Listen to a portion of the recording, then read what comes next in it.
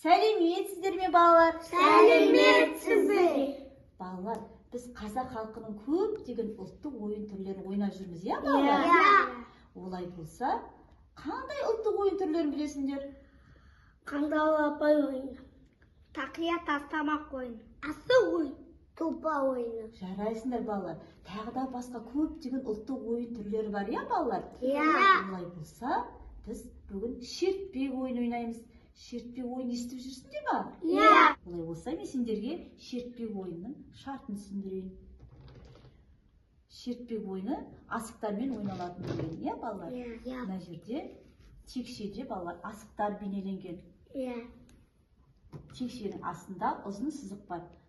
Міне балалар асықты әдісінен қойып, шерту арқылы ойнаймыз.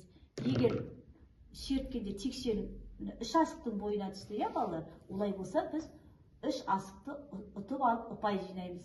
Егер асығымыз текшеден асып кетсе, шығып кетсе, онда ұпай саны есептелмейді.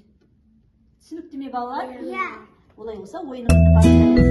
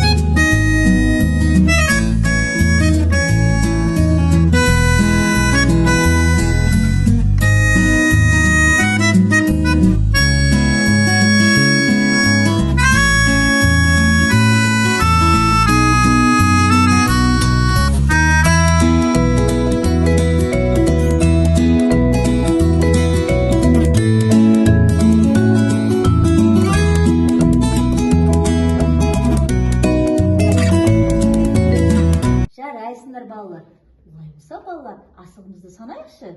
8, 2, 2 асық, Мансұр? 9. 9 асық, Абдурахман?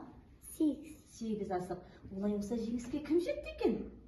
Мансұр. Мансұрдың асығы көп екен, не? Жарайсыңдар.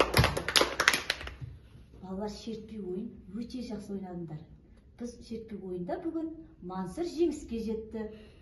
Я, балалар, қазақтың ұлттық ойындарын ұмытпай ойнап жүрейік.